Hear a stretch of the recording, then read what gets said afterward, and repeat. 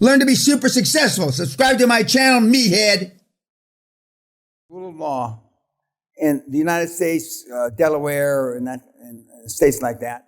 Although there are other countries that are that have great rules of law, Texas, Nevada, Wyoming. So you want it to be, but you want, and when you're having your lawyers write up articles of incorporation, and and all the bylaws and bullshit, and this is really important. And I know I say it every seminar, but sometimes the kids forget, is you want the bylaws and all the associated paperwork, no matter what kind of company you are, no matter where you are, whether it's in the Netherlands or in Texas, you want it to be company favored, not shareholder favored. Because someday you just won't be the only shareholder. Someday you're going to have 42 jillion shareholders potentially. And you want all the paperwork to be company, in favor of the company, not in favor of the little shitbag that owns 50 shares. And the lawyer will say, I think I understand what you mean, Mr. Jones. And they'll write you a letter covering their ass. We've gone through all the various kinds of the shit, and the board has requested the articles of incorporation, et cetera, to be in favor of the company. Company, not employee. And they'll write you and they'll try to convince you otherwise, but then they know how to do it. Just as when I teach you how to fire people, they know how to do that too. They're going to write you more than one letter. This is, they'll tell you all the reasons why you shouldn't do it, and you do it anyway. And then you never have to whine and bitch how the employees have you by the balls. We've allowed the employees to take control of these fucking companies. Doesn't happen with me. And I initially learned it from the Greeks, the Onassis people.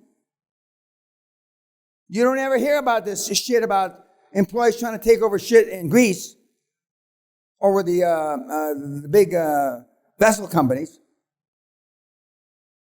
Those employees are lost at sea. I got some great, not for YouTube, but I got some great Onassis stories about disgruntled employees and shit like that, what happened to them. I mean, they're legend. And the worst of them, or not the worst, the toughest of them all those great tycoons, was Mr. Onassis, who said he used to live at 1 Champs-Élysées Place in Paris when he was a young man. He lived in the attic with the rats. He always was tan. He used to sit up on the roof with how, you can get a piece of tin or some shit and put it around here so you don't have to worry about that. Tin to get a tan because he wanted people to think he was playing tennis, golf, or sailing.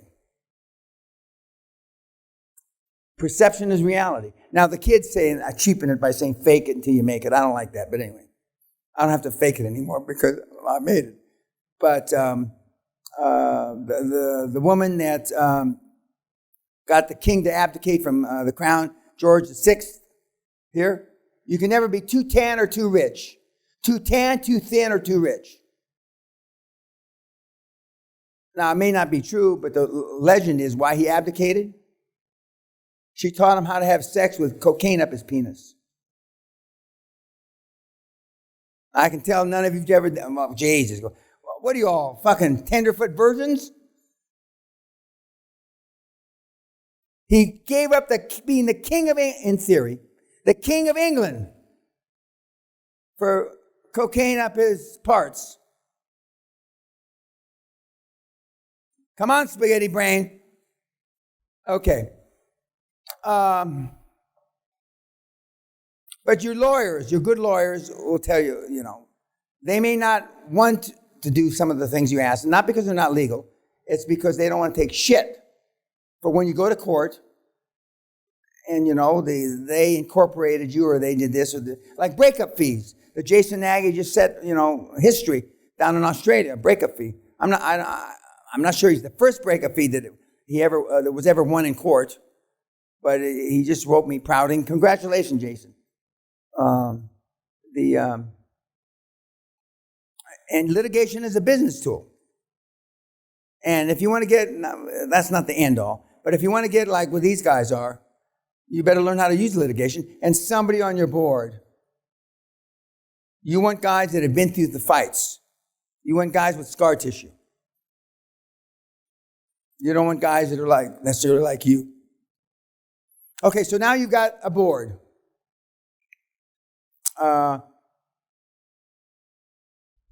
If you really hump, you can put a board together in a week. 24/7, 7 days a week, in a week. If you really hump. That gets back to, how soon can I get back to them? A half a day. And so, but you have dialogues, you have open dialogues, or open files, as they used to call it, with 15, 20, 25 people. And and you follow the scripts, and the second, third, or fourth, or 10th pitch that you make to these guys is going to be better than the first. Now, some of, Meathead, you saw him, the Belfast Meathead closed his chairman right away. And you saw the results. Quite remarkable. Now he says, fuck, I could have done it 2 weeks earlier. Talks big, I could have fucked all night, but she got tired. Yeah, that kind of bullshit. So now you got a board. Now you're several steps closer to be legitimate. You're still not legitimate, but you're several steps closer. And the board members, again, you're not having any meetings. You don't need any fucking meetings.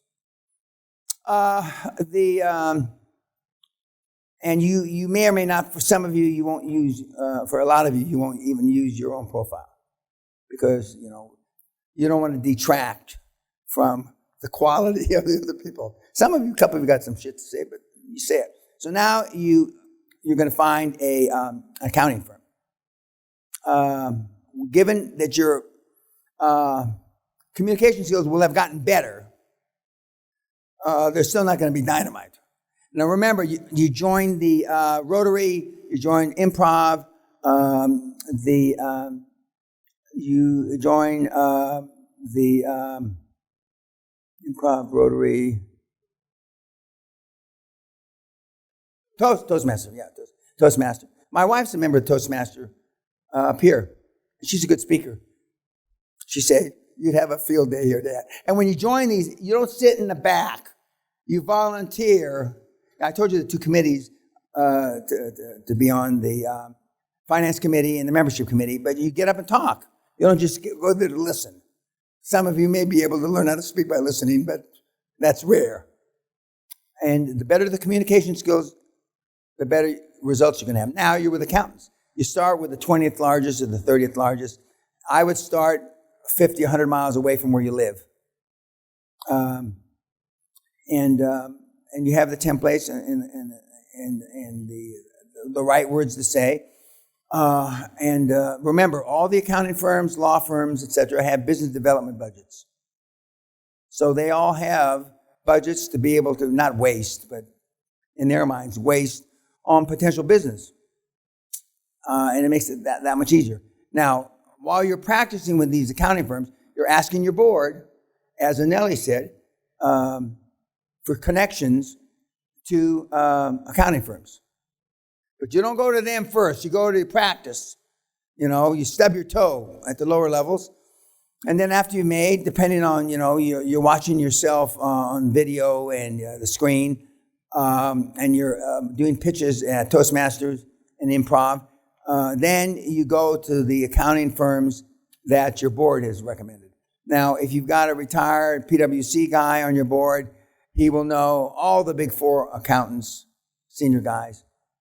And and you ask your own in-house accountant and your CFO, which are probably both from big four accounting firms, is there anyone that you recommended that you would least likely like to represent us? You ask them their permission. And they'll say, well, he's a good guy, but if you can get this other guy at KPMG, is better. And then when you're interviewing the accounting firms, you're taking your accountant and your CFO with you. And if it's pre or Corona now, you got them on the Zoom. You've got them on the Skype. In the old days, shoe leather, you showed up at the meeting.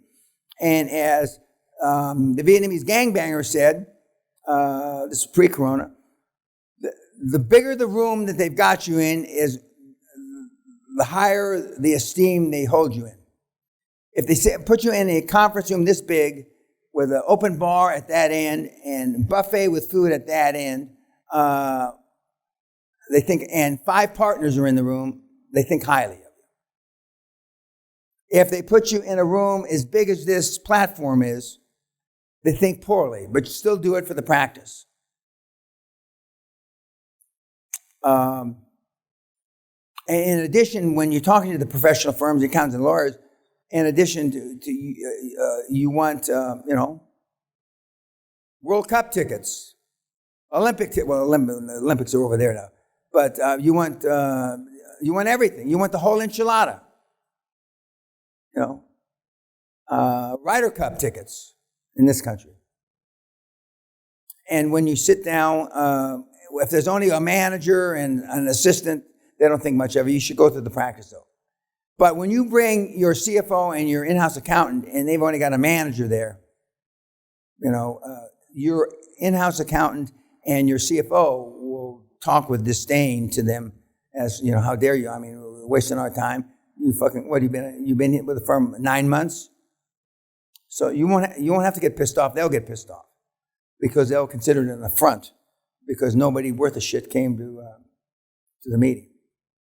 And the meeting's 20, 30 minutes max. And in the templates, you line up what you want. And are they capable of providing it? Now, all the big 4 accounting firms can provide everything we need. And some of them will tell you, well, we have lawyers now because all the big firms have law firms. And that's not what you want. You want a Chinese wall between the accountants and the lawyers. Thank you very much, but we'll get our own law firm. And again, it's delayed fees. They will understand delayed fees. And they can all do it. There's no question about it. They can all do it. And so you'll do 4 or 5 or 6 law firms, the big 4. And just because, as you heard Margot, I went to Fort Lauderdale, I went to Miami, and I went to someplace else, all the same law firm. Just because they said no at accounting firm, 1, 2, same firm but different offices. They don't have a black ball or black mark that they put by your name. I went to back on Manhattan. I probably called on 10 Pricewaterhouse offices in Manhattan. 10. And finally got the 10th to say yes. Same thing with law firms.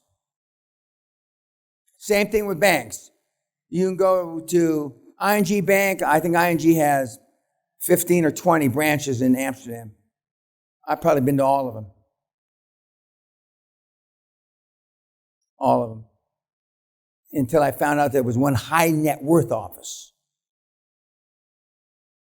which, there was virtually no limit to the deal they could do. No limit. And so and before you go to the accounting firm, you send them your executive summary. Now it looks like fucking diamonds. All these guys that are big fucking hitters. And the accounting firms will know at least half of them.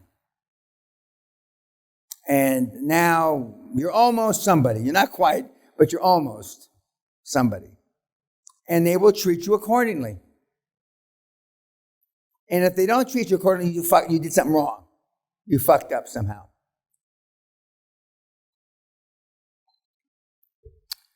And it's a different feeling,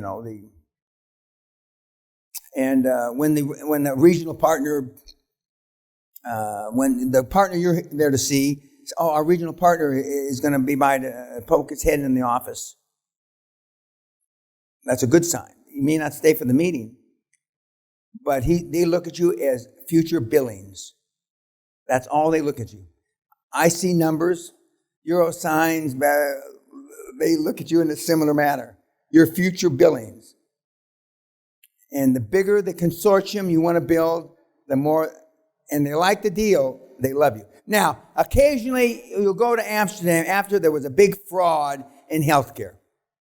And the Amsterdam head office is the one that got fucked. One of the things in the template, I know you're in the are you still in the mode healthcare, blah, blah, blah. Is there any transaction that could preclude you acting for me? And then nobody ever asked them that, except you. And they said, well, you may have read in the paper that we just got stung for 1.3 billion euros on a audit that we signed off on. There was a Chinese audit, and we got fucked. Ask them that. And they'll tell you the truth. They may say off the record, fine, but they don't inadvertently want to fuck you. They don't. And most people, not all, but most people don't want to tell lies. And so you'll get an accounting firm. Some may even say, I can. Let's say you've got accountants, KPMG, and your first deal craters, and they've got 70,000 euros billed to you. And the partner, the engagement partner, the most important person with a law firm and accounting firm is the engagement partner. Engagement partner. If there's 3 or 4 partners in the room, you ask them. I don't mean, I don't mean to put you guys on the spot, but assuming everything worked out, and the devil's always in the detail. This is in the templates. The devil's in the detail. Which one of you would be our engagement partner? Nobody ever asks them that because they're so fucking happy that somebody at KPMG would even talk to them. Which one of you gentlemen or ladies would be our engagement partner? And so they've already predetermined, believe me. And they said, well, John would be your engagement partner, and or Sally would be your engagement partner, whatever. And that person is the person, if you're going to build any rapport, that's the person you build it with. Because they can make or break your relationship with the accounting firm. They can kill your relationship with the accounting firm. They can write off fees. They can extend fees. They can do, as long as they feel that, you're not going to fuck them. And we've had deals roll beyond 3 dead deals. The most we've done, 7 crater deals. 7.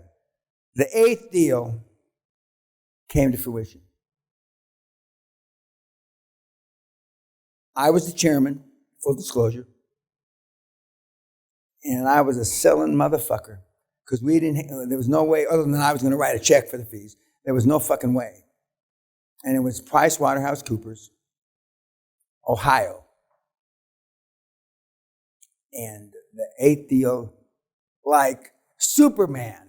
I mean, the 8th deal came in, humongous big deal.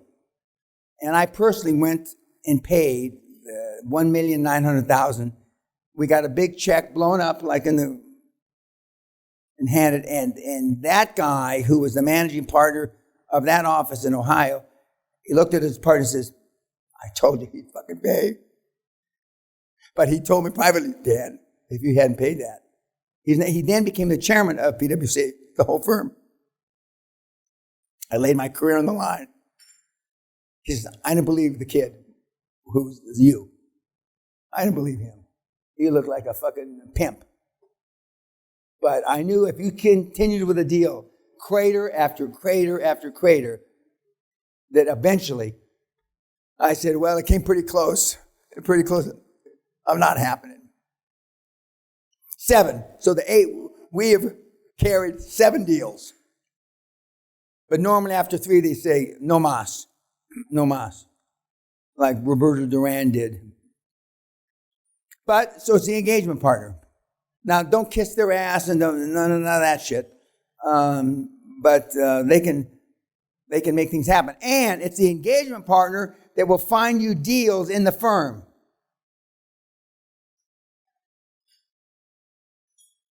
The more comfortable they get, and the bigger the big hitter, as they say in PwC in Tokyo, big fucking hitter. They can make magic for you. KPMG, who represents Jason Nagy, finds him deals. The two big law firms he uses finds him deals. Of course, he's not a beginner. He's done what he said he was going to do. And when you over-deliver based on under-promising, which is just the opposite of what everybody else does, they'll do magic for you. They will do magic for you. After the kid that I just showed you that chart on before, his accountants and lawyers are digging up deals for him. Of course, he's generated a couple million in fees in less than 2 years. That's a good client. And money talks and bullshit wants. So now you got your accountants and one of the big four, and then when you send your executive summary, it looks like gold. You notice I didn't say bitfuck. I said gold. And when you start prospecting for the law firms, they sit up and take notice. Because they naturally assume that all the people that are on your board have done due diligence on the deal, the industry, and you. They assume that your accountants and all the people on your board have done due diligence on all the above. But the lawyers historically ask harder questions. And as you heard Margot say earlier today or yesterday, you can't bullshit them. You can't bullshit them. And I told you, don't smile at these meetings and don't laugh. Because that's a sign of weakness. Just the opposite. When you go into a meeting now, you're never going to go into a meeting and when these people start cackling, when your mother starts laughing, you're going to think she's a cackling old bitch. When your father starts laughing, it's the same as having a twitch. It's a coping mechanism. Now that's noticeable. How about when you you'll see how many insecure people are in the room? Who had their hand up? Murph? Sir? God damn it. When you're putting the board together, who should have the most operating experience with day-to-day? The CEO and the CFO. CEO. Yes, sir, in the back. Your in-house lawyer and your in-house accountant, is that the same as your corporate secretary and corporate treasurer? Okay, no. Corporate secretary normally is the CFO when you're starting. Corporate secretaries, they don't normally, again, is the CFO. But it may be the in-house lawyer because a lot of the corporate secretary functions are more legal. But when you get real big, like you're going to get, you got somebody else that's probably not on the board that's the corporate secretary. How about the corporate treasurer? Okay, well now, the treasurer. When years ago, I had a treasurer who was also the controller. I had a CFO, and the corporate secretary was one of our in-house lawyers. But you don't have enough work for all those guys now. But the corporate treasurer manages your billions of cash. I bet you Warren the Buffett's got at least 2 or 3 corporate treasurers to manage, a tenth on 40 billion is a lot of money. I just saw our most recent cash transaction. Sally switched from one currency to another currency and on millions. And just 300ths is a lot of money. And, well, she says, you want to give it to me? It's all yours anyway, and it doesn't matter. There was somebody else's hand. Yes, sir.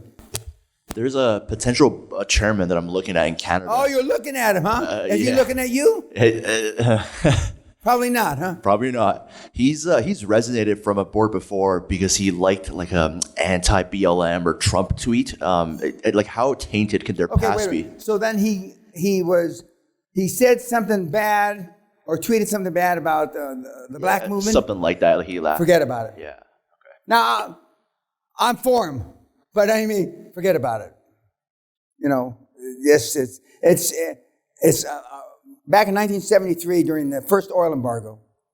I was one of the only guys that had a mobile phone that had allegedly a private number. Okay, but it wasn't private. It was linked to seven or eight people, all of which it was a pimp and a hookers, and I happened to get linked to them anyway. And so the pimp is I'm in Los Angeles. The pimp's in Westchester, and he's calling a girl who's by La Cienega to go to Beverly Hills to fuck some John at the Ritz Hotel, or the Beverly Wilshire Hotel. And I still remember her saying, I work too fucking hard for my monies. And the gasoline, the way to go, they had miles you got to get gas in your car. Miles. Okay. And I wish that I had that on tape. I mean, I'd have a field day with fucking CNN to hear how blacks talk about us. Now, my black friends say, you're my nigga. Now, if I go on CNN and say something like that, I'm in deep shit. But I have several black, contrary to popular belief, I have several black buddies, a couple of black girls, and I think that's all histrionics. But if he's got shit on, and the banks will do their cursory look, they'll look at Facebook, they'll look at this, and if it comes up, 9 times out of 10, you're not going to get the money, and it'll hurt you. Now, for some reason, I get away, but I've got 50 years of saying this shit. I'm not some Johnny-come-lately. I've been talking this way a long, long time. So they give me, and I think a lot of people think that I'm demented or sick or onset dementia or something, so I get away with shit. But if I was starting all over again, you might as well start with a clean slate. Give yourself the best chance of success. Best chance. And having somebody, but a lot of the guys that are crystal clean aren't worth a shit because they haven't, fought it out in the trenches. Did I answer your question? Somebody else had their hand up. Murph? No? Anybody else? Whiskey.